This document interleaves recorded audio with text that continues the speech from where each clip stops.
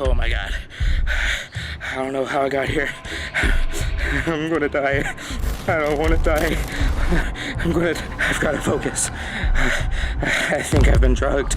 I've been being chased for hours. I don't know what this chick wants from me. I don't know what she's gonna do with me. What?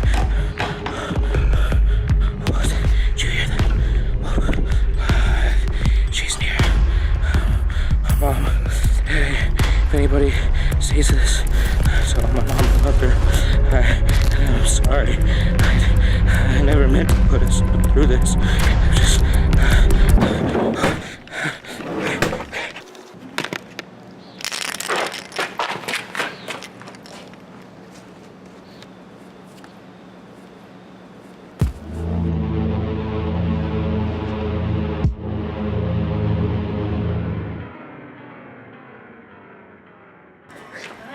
Get you. I'm gonna get you. Where are you going?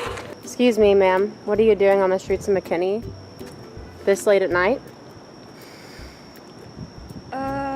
What's going on here? It's, Sorry, I gotta go. When splicers aren't splicing, they like to skip. Well, a good little skipper splicer.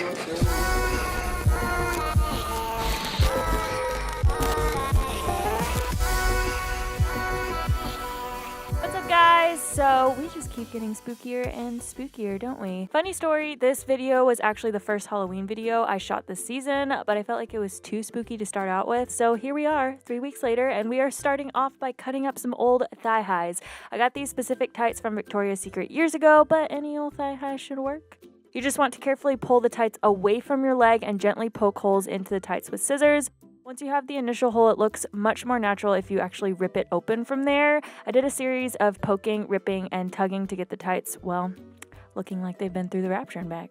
Yeah, see what I did there? What's funny is that these tights kept rolling down my leg, and I don't own a garter belt, aka those little clippy things that hold up your tights.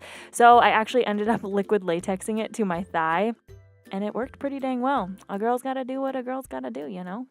Now you want to start getting dirty.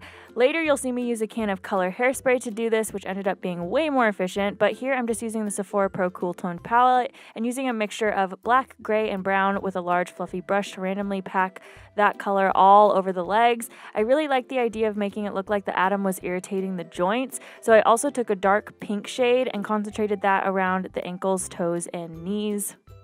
And don't fall over like me. Sit down while you do this if you can, if you don't have to freaking film it. Next, I'm just dirtying up all the holes that I have in the tights, or tight. I only have one, so I don't know. We will also be putting some scratches in the holes of the tights, so you also want to pack some of the pink tones around the open areas to make it appear more irritated. Now let's make some scratches. So you want to use a mixture of red, black, and purple to create the initial line so that whenever you go in with the blood, it looks more natural. You can use grease paints for this, but alcohol paints tend to stay way better and they look more natural, especially whenever you put the blood on it, because sometimes the liquid blood will beat up over the grease paints and separate. Just something to keep in mind, but you can totally still get away with using grease paints. And now taking some fake blood from the good old Party City, we're just smacking that crap on basically everywhere.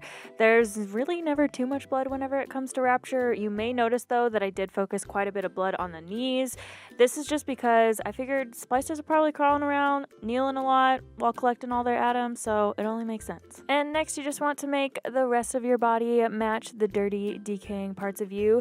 So as you can see now, I'm using that hair color spray. It's cheap and it can cover a larger surface area.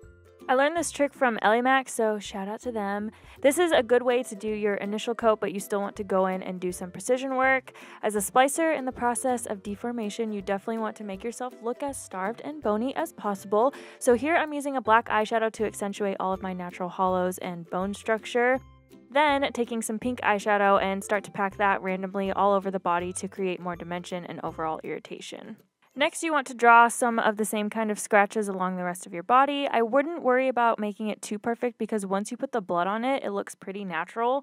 But for these scratches that will likely be seen more up close, I would add some more detail, like adding irritation around the scrapes with some pink eyeshadow. Then I had this idea that since the atom is absorbed in the bloodstream, then it would be cool to make it look like irritated veins were coming from your heart. So taking a small detail brush, this one is a Sephora Pro detail brush. You want to use light pressure and pull the tip of your brush across the skin as naturally as possible. You don't want to use too much pressure or try to guide it too much. It'll look much more natural if you just let it glide. I used mostly red, but then also mixed in some purple and blue veins in there randomly. And adding some pink eyeshadow right at the base of the veins really helps to create more dimension and really tie together the idea that all the irritation is coming from the heart. And then next, dirty up your face.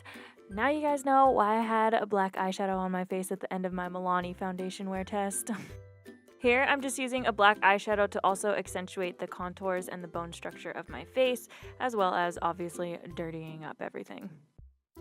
Then take that pink eyeshadow and apply it all over the eye area and blow the heck out of that eyeshadow because we want to look like we got bags going for days.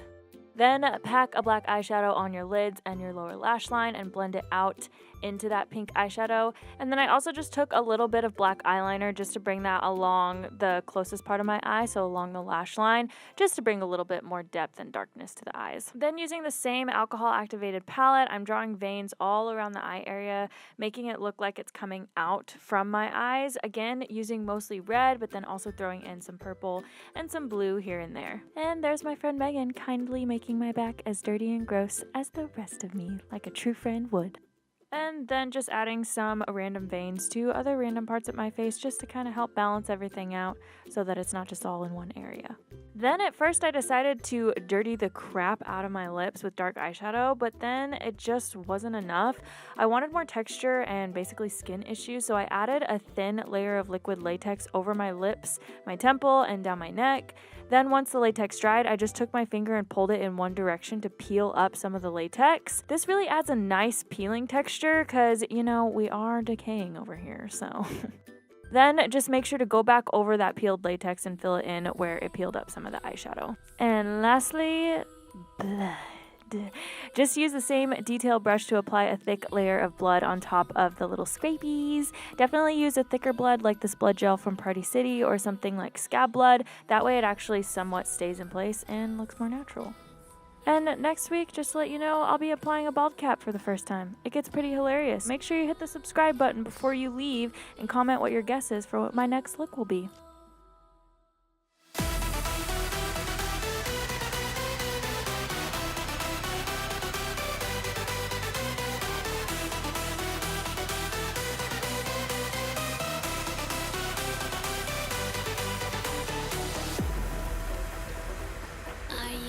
Afraid of the dark? Are you scared? My